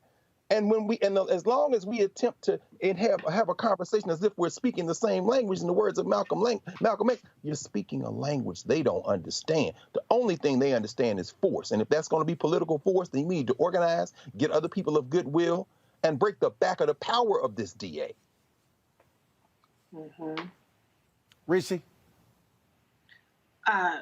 Dr. Carr said it all, but one thing I will add to it is just that we have a so-called justice system, right, that assumes that, you know, we have these so-called laws and we have these protections so that people do not get falsely convicted. And so you would have a murderer who could potentially walk free on a technicality. And so there are all these so-called protections in there to supposedly ensure that a person that is convicted is done so on the basis of real evidence beyond a reasonable doubt. And so that's why a lot of people get off and a lot of people don't even get charged in the first place. So why is it that when it comes to a person who, as Dr. Carr laid out, is innocent, and why is it when it comes to people who are supposed to determine mercy or grace for people who have served a certain amount of time or who have been rehabilitated in prison or potentially are actually innocent, why is it that people who would side on the side of mercy are a problem? That is because it's not about justice. It never has been about justice. It's been about revenge, and it's been about, for some people, power and the lust for power and the way that they can exert that power over Black lives. The fact that this person is innocent is actually a feature, not a bug, because your innocence or guilt has absolutely no bearing on whether or not you have these prosecutors who are all about, you know, like I said, terrorizing and abusing and seeking their revenge and their superiority over Black people. So you can't appeal to them on the basis that he's innocent, because that's actually even better if they're innocent, because it just shows the power of the system. It shows the power of white supremacy, that it's not about evidence. It's about what the hell we want to do, and we can get away with it. Ain't a damn thing you can do about it. That's right. Absolutely. All right, folks, got to go to a break. We come back. Senator Cory Booker gives Utah Senator Republican Mike Lee a real lesson on systemic racism and capitalism. We'll show you and discuss next right here on Roland Martin Unfiltered, broadcasting live from Los Angeles on the Black Star Network. Don't forget, download the app, folks. Download the app right now. If you have not downloaded, all platforms, Apple TV, Android TV, Apple phone, Android phone, Roku, Samsung, Xbox, all the platforms. Be sure to download the Black Star Network app. Also, support us in what we do by supporting this show by joining our Bring the Funk fan club, Cash App, $RM Unfiltered, PayPal.me/R Martin Unfiltered, Venmo.com/RM Unfiltered, Zelle, Roland at RolandSMartin.com, Roland at RolandMartinUnfiltered.com. Be right back. Oh, that spin class was brutal. Well, you can try using the Buick's massaging seat. Ooh, yeah, that's nice. Can I use Apple CarPlay to put some music on? Sure, it's wireless. Pick something we all like. Okay, hold on. What's your Buick's Wi-Fi password? Buick Envision 2021. Oh, you should pick something stronger. That's really predictable. That's a really tight spot. Don't worry, I used to hate parallel parking. Me too. Hey. Really outdid yourself. Yes, we did. The all-new Buick Envision, an SUV built around you. All of you. Everybody, it's your man, Fred Hammond. Hi, my name is Brescia Webb, and you're watching Roland Martin Unfiltered. Ow. Well, I like a nice filter usually, but we can be unfiltered.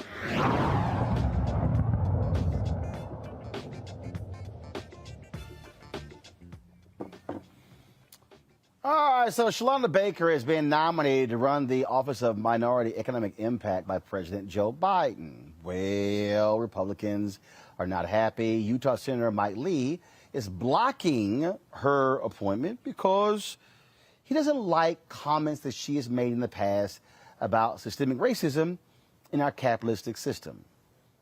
Well, he had to get educated on the floor of the United States Senate by Senator Cory Booker. Watch this. I would ask unanimous consent that the Senate proceed to Shalonda H. Baker to be the Director of the Office of Minority Economic Impact in the Department of Energy, that the nomination be confirmed. Is there objection?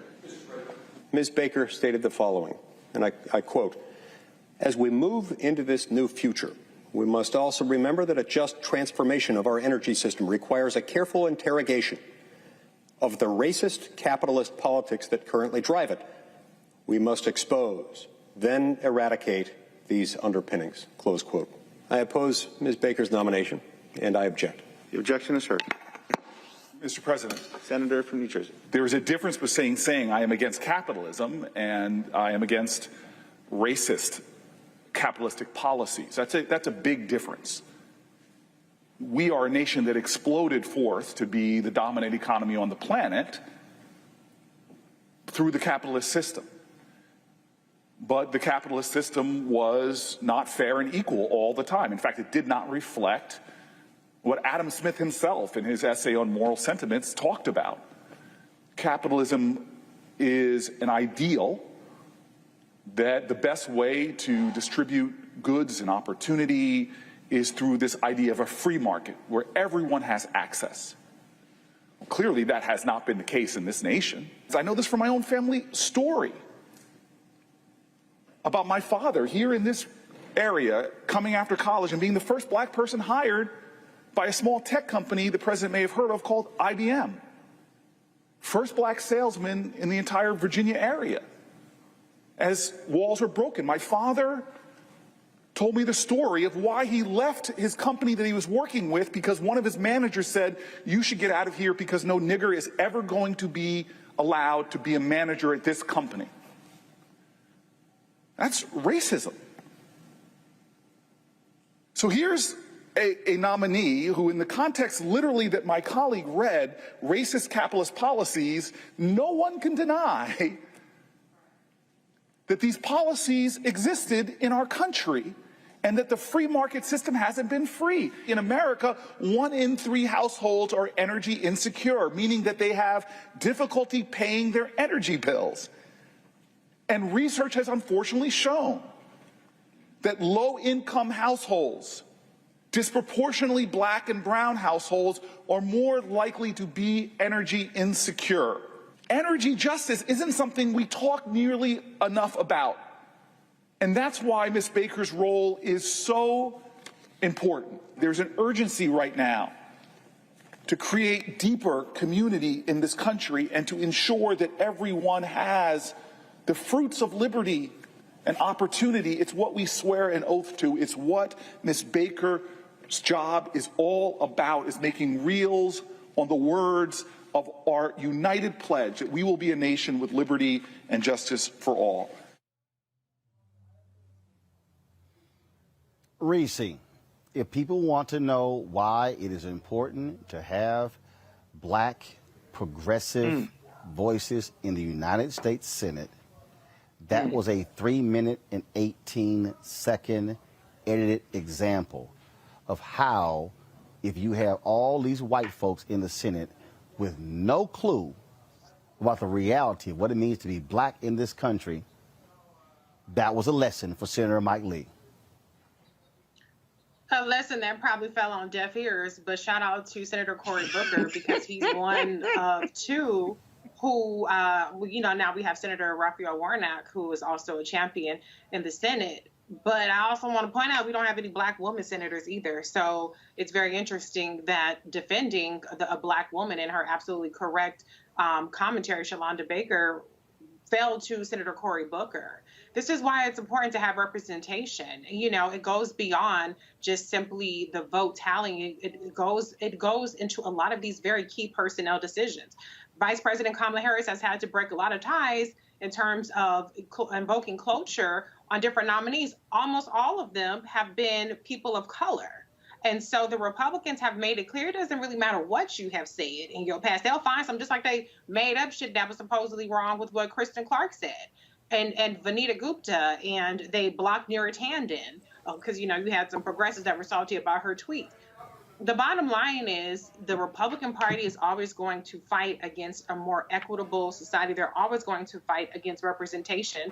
And we know that when black women are in positions of power and positions of leadership, things are more fair and are more equitable. And that's why somebody like Ms. Baker is a threat. And I'm so glad that Senator Cory Booker was there, because even though Mike Lee will not give a damn about anything that he said, Senator Cory Booker does act as the conscience of the Democratic Congress, along with Raphael Warnock, and letting them know, the Mansions and the other ones that hide behind Manchin and Cinema, no, y'all not about to do wrong by this black woman. So I'm just letting you know right now how it's about to go down. But the Republicans are a lost cause.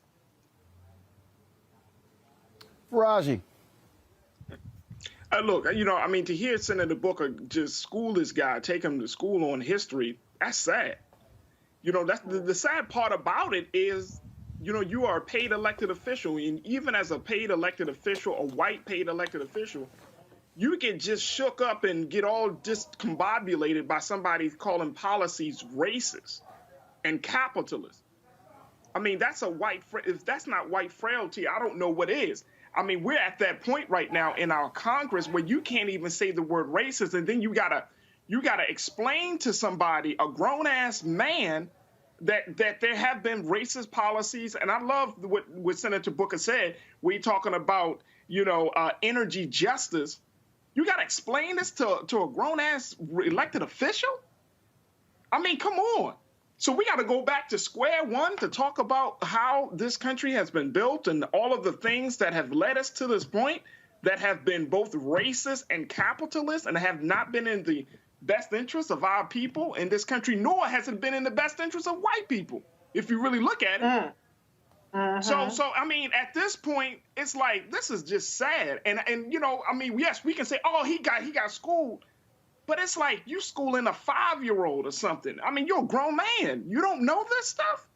And you getting so upset because somebody said not even saying your policy, it said the policies.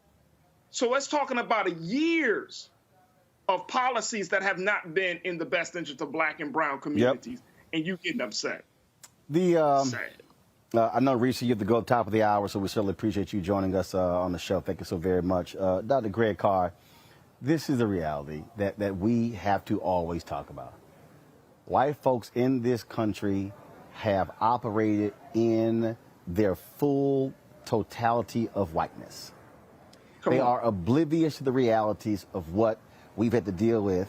And when you see these fools fighting critical race theory, even though it's not being taught in schools, when you see them fighting history, not history, when you see them fighting diversity, equity, and inclusion, what they want to do is they want to maintain the facade of this great American empire that has always loved everybody, cherished everybody. It is open and free to all one. So any of you who dare criticize it, what you are doing is an abomination against God.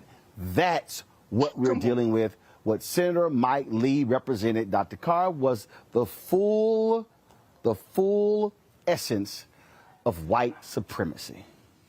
Indeed he did. Indeed he did. That's right, Roland. I mean, and Mike Lee is being primary. Remember, Mike Lee came to the Senate in the Tea Party wave and was reelected.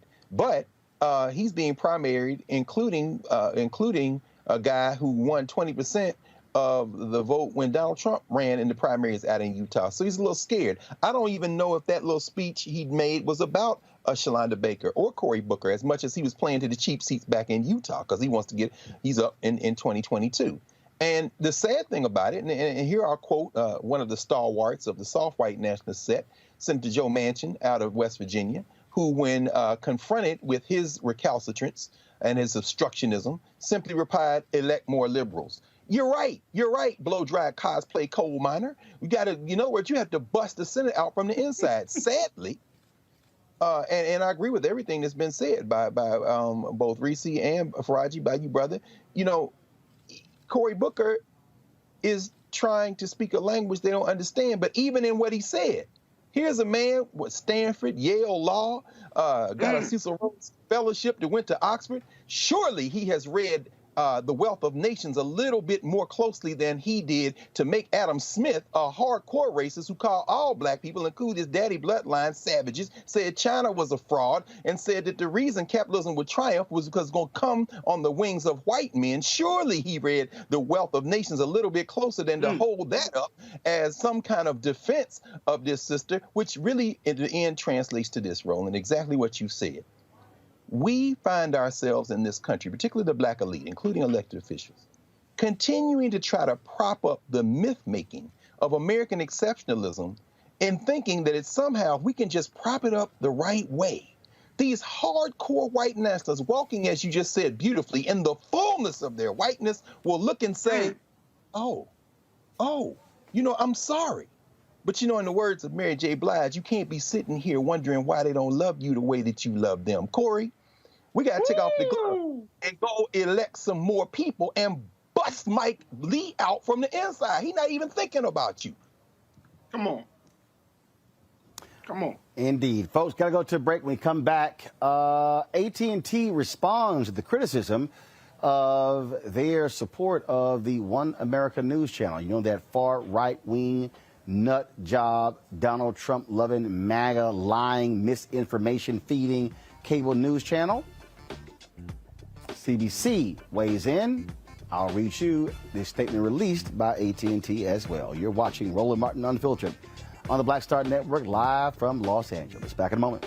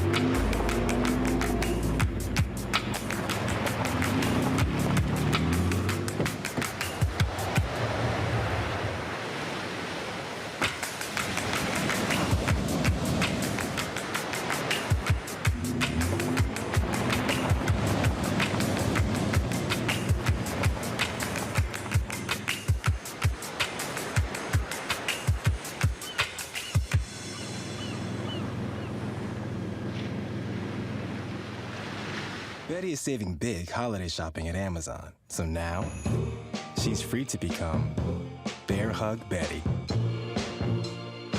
Settle in, kids. You'll be there a while. Ooh, where you going?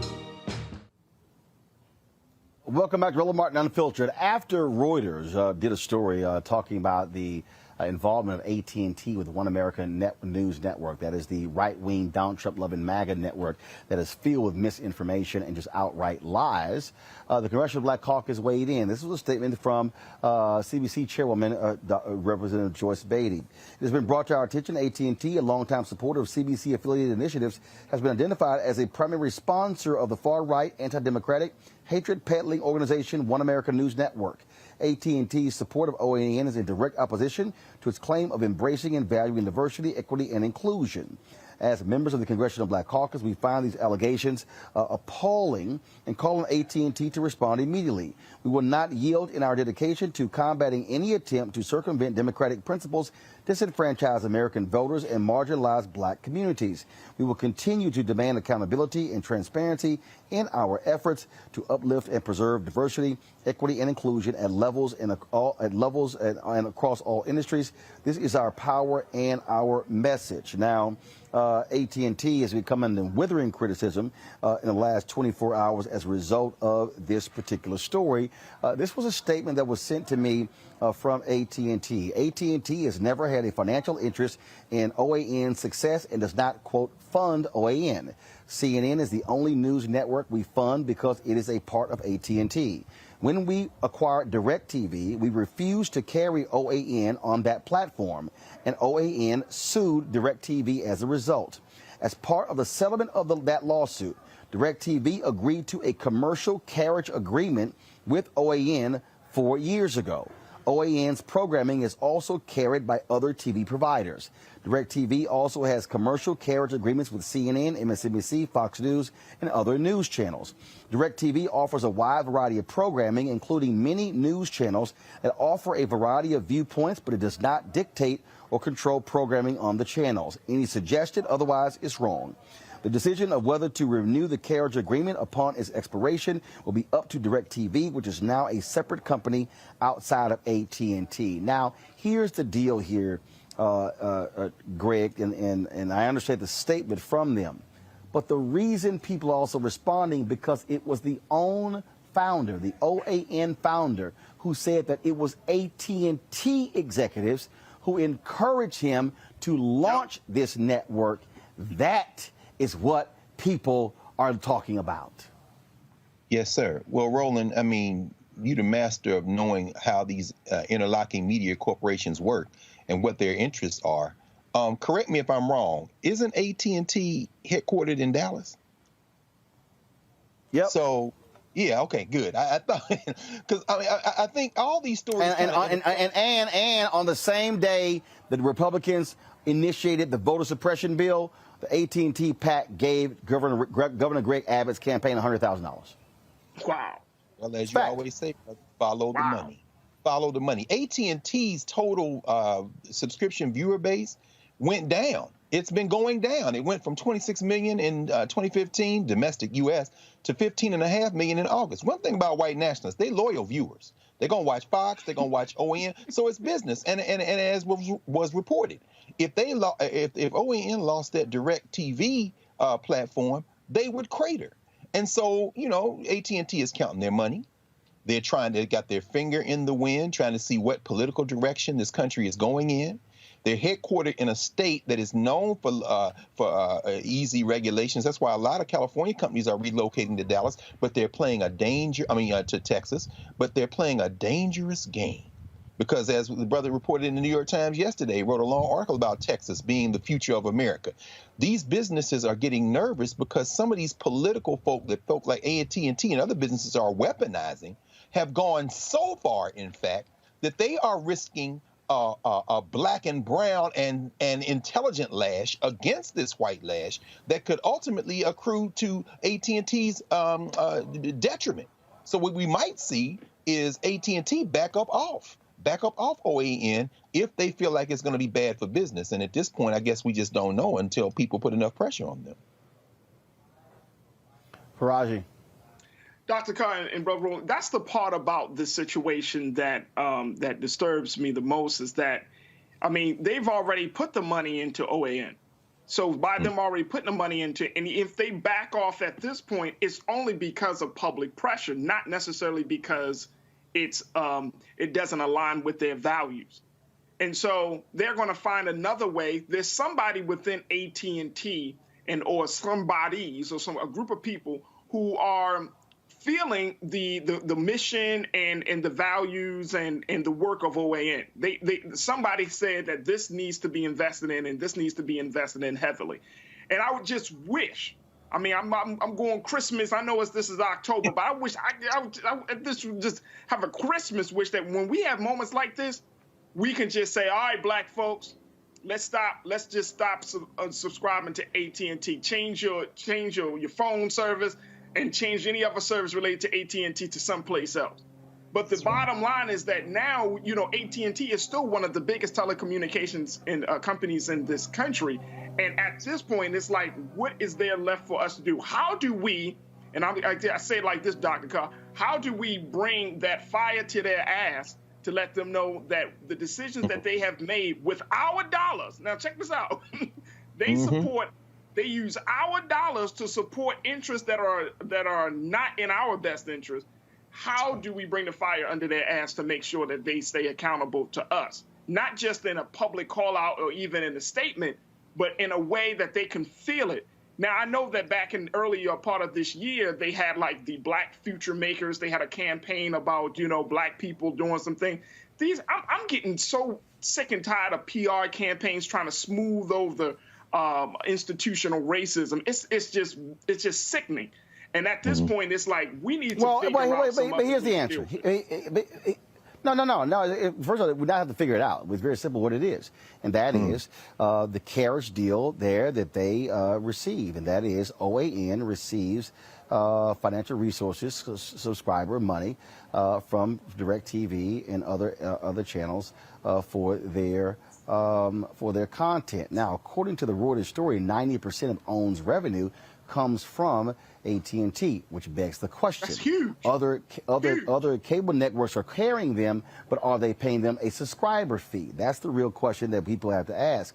Now, what I would say is, okay, AT&T, are you encouraging black channels to be launched? And are you going to pay them subscriber fees? And let me explain this to everybody who's watching. When you sign these carriage deals go for 3, 5, 7 years. That means you're locking that revenue in. And so let's just say you're getting 10 cents per subscriber. If you got 15 million subscribers, that means that you're getting 15 million times 10 cents every single month for the next 3 to 5, 7 years. Do y'all understand, folks watching, how you can, when your revenue is locked in, how you're able to actually build?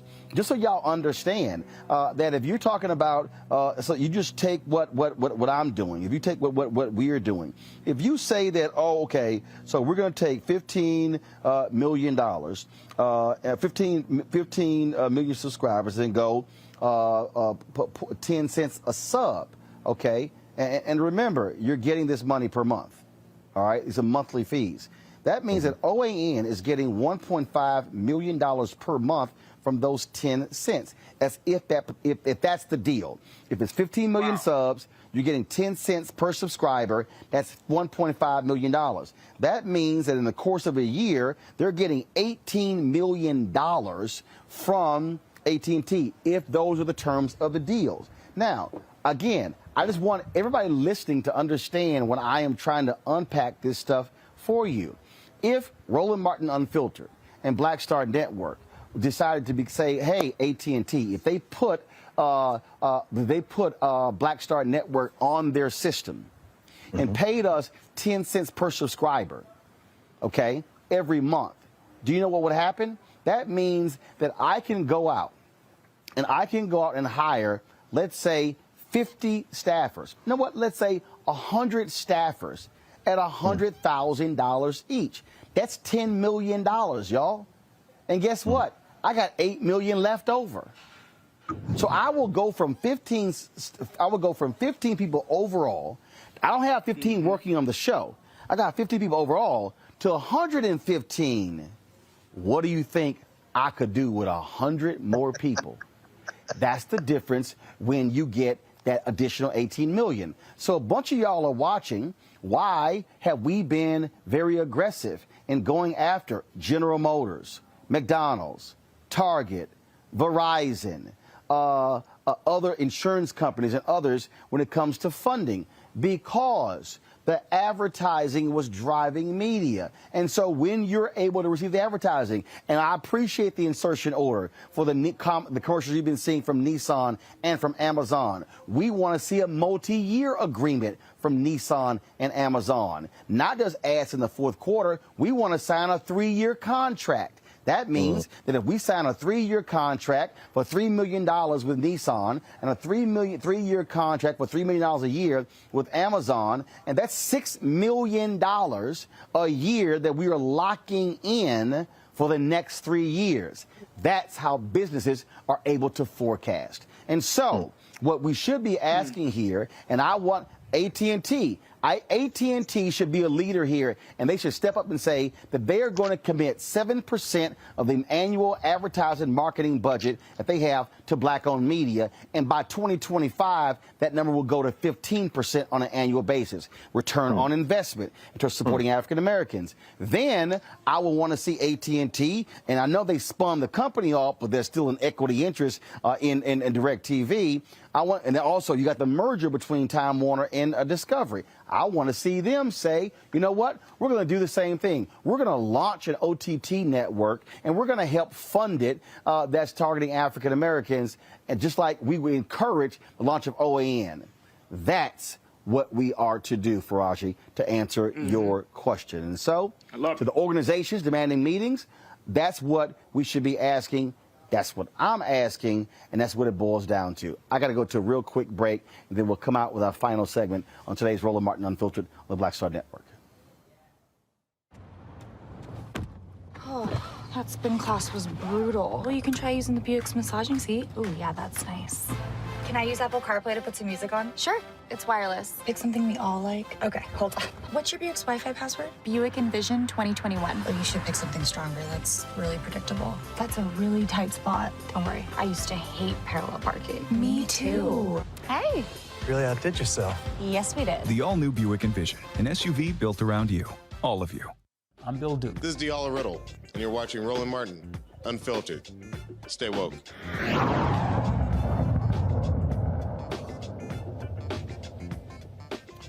All right, folks. Minnesota Supreme Court denied Derek Chauvin's request for a public defender as the former Minneapolis police officer prepares his appeal for the murder conviction in the death of George Floyd. The court ruled Chauvin did not illustrate he was too poor to pay for a private attorney. Chauvin says the only earnings he receives are nominal prison wages, and his debts are larger than his assets. He's serving 22.5 years for Floyd's death. Well, start selling some shit if you got a problem.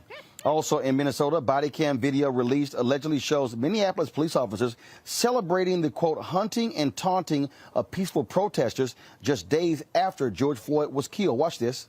Drive down Main Street. You see a crawling out. Okay, great. Gas it. We can start there. Gotcha!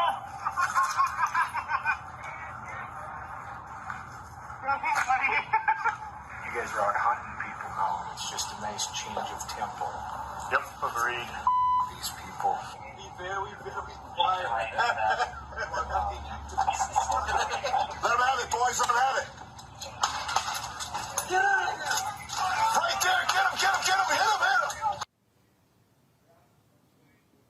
The recordings were released as part of Jaleel Stallings' criminal trial. He was accused of trying to kill police officers after returning fire to an unmarked police van. Stallings was acquitted. Now the videos are part of an ongoing internal investigation into the officers' actions seen in these videos. Let's go to Austin, Texas. Well, for the first time in department history, the Austin police chief has suspended officers for not intervening when another officer uses excessive force. Police Chief Joe Chacon suspended officers Catherine Alzola and Eric Perez for doing nothing as a handcuffed suspect was tased and beaten with a baton. A third officer who was involved is under investigation. An internal affairs investigation found that both Perez and Alzola had a duty to stop the other officer from using additional force on the handcuffed man. The thing here, Faraji, is that this is where you have to have accountability in the police department. And that is officers not saying anything, not doing anything, not stepping in. And so these officers who were firing on these people were not telling people who they were. They know who the hell was shooting at them, firing things at them. And, of course, the case in Austin, this is what happens when, you need to have some responsibility, and that's what should have happened in this case. So I'm glad to see the Austin police chief do what he did. Absolutely. But, it still goes back to the savage nature. And, I hope I'm not stepping out of bounds when I say this, Brother Roland, Dr. Carr. But it felt like, we were back in the 1800s. He's like, get them, boys, get them. All of that Southern talk. It sounded like we were back in a time where our people were enslaved. And this was just part of a Saturday night party. And it's unfortunate because, this is police officers. We can, and Brother Roland, you're one of the main platforms that talk about police misconduct more than anybody that I've ever seen. And to see that video, just that little bit of video, we're going to hunt activists? We're hunting activists? That's what police officers are saying. Get them, boys. We're hunting activists tonight. That is savagery. That is, that's just devilishment. And it's pure, unadulterated, unfiltered way. And that's why you got to have those body cam footage, dash cam footage. You need to see what they're doing at all times and to take action against them, Greg. That's right, Roland. I agree with Roger. I just say, though, I don't think of it as police misconduct. I think of it as police conduct. They're hunters. This is just something they've explicitly said, but we've been saying all along. They get dressed to go hunt. And if you're not a hunter, they try to shun you. They try to hem you up, like the sister who was a sergeant in St. Louis, the sister who's now retired, who they tried to hem up when she doesn't want to go hunting. No, she's trying to police in a different way. That's what they do. And so, again, I encourage them to say that with their chest. Just think about this. As you said, Roland, you just reported it. This young brother, Jaleel Stallings, they tried to send him up on the idea that he was trying to murder cops. He was acquitted of all charges. What does that mean? That means there was no way for them to hang him with it because these hunters were in an unmarked van shooting rubber bullets, and the people told him they shooting out that van, and so he pulled his strap to try to stop it. If any kind of way they could have sent him up for that, they would have. And so what we're seeing there in Austin, of course, is a direct result of that demographic change in the state of Texas. The fastest growing city in the country is Dallas-Fort Worth. Number 2 is Austin. And those 95% of non-whites who have moved to Texas in the last 10 years, 70% of that migration has gone to the urban areas, about 1% to the rural areas. So when you're talking about Texas, you may say it's a red state, but you got to look at the blue places: San Antonio, Houston, Dallas-Fort Worth, Austin. And so the police chief in a city where people can empower elected officials and appointed officials do something different might have a chance to reverse engineer some of this patter rolling. But it isn't police misconduct, it's police conduct. This is what they were founded to do. You stop those hunters through a number of ways: political protests, street protests, and if they're in an unmarked van shooting bullets at you, you return with the strap. Folks, that's it for us. Greg Carr, Raji Muhammad, we surely appreciate it. Thanks a lot. Reese Cobra, thank you for being with us as well. Folks, we've got to go. Please support us, the Black Star Network. Download the app. It's on all platforms: Apple phone, Android phone, Apple TV, Android TV, Samsung, Xbox, all the platforms, you name it. We are available. Amazon Fire, Amazon Fire TV, Fire Stick. So tell a friend. We've exceeded 16,000 downloads. We want to have 50,000 downloads by December 31st. At the end of this year, so let's make this thing happen. Also, support us with your resources by joining our Bring the Funk fan club. Every dollar you give goes to support this show and what we do. We are here in Los Angeles. We have one of our new shows that's going to be on Black Star Network called Rolling with Roland, interview series. Last time we were here, we talked to Richard Lawson, Glenn Turman, Bill Duke, Jack Kay, Michael Collier, Mario Van Peebles, Jeffrey Osborne. this week. We've talked to Dondre Whitfield, Johnny Gill, Guy Torrey, Sherry Shepard. Today, Damaris Lewis, Maddie Rich. Tomorrow, I'll be talking with Chris Spencer, Michael Ealy, and Laz Alonso. And so I can't wait for y'all to see that, especially an emotional moment. When Maddie Rich talked to Spike Lee. I might remember the issues that they had, the back and forth they had more than 20 years ago. Man, it's going to blow y'all away, and brought Maddie to tears. Trust me, only on the Black Star Network. Support us with your resources. Cash App, $RM Unfiltered. Of course, Venmo.com/RM Unfiltered. Zelle, Roland at RolandSMartin.com. PayPal is PayPal.me/R Martin Unfiltered. Folks, that is it for me. I am here to the Hollywood Bowl. Check out Dave Chappelle, his documentary on Netflix. I saw it at the Tribeca Film Festival. They re-edited it, made some changes. So Dave said, come on out, Roland, check it out. I'm headed there right now, and I'll see you guys tomorrow right here. Roland Martin Unfiltered on the Black Star Network. Black owned, black controlled, black run, unfiltered, unbossed, unbought. That's how we do it. Holla!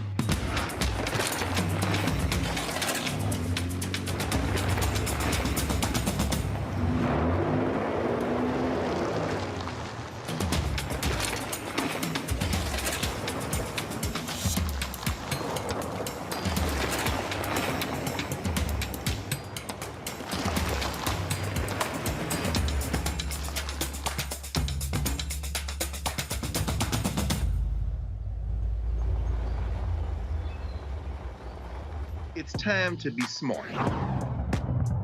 Roland Martin's doing this every day. Oh, no punches! Thank you, Roland Martin, for always giving voice to the issues. Look for Roland Martin in the whirlwind, to quote Marcus Garvey again. The video looks phenomenal, so I'm really excited to see it on my big screen. Support this man, Black Media. He makes sure that our stories are told. See, there's a difference between Black Star Network and black-owned media and something like CNN. I got to defer to the brilliance of Dr. Carr and to the brilliance of the Black Star Network. I am rolling with Roland all the way. Honored to be on a show that you own. A black man owns the show. Folks, Black Star Network is here. I'm real revolutionary right now. Roland was amazing on there. Stay black. I love y'all. I can't commend you enough about this platform that you've created for us to be able to share who we are, what we're doing in the world, and the impact that we're having. Let's be smart. Bring your eyeballs home. You can't be black-owned media and be scared. You dig?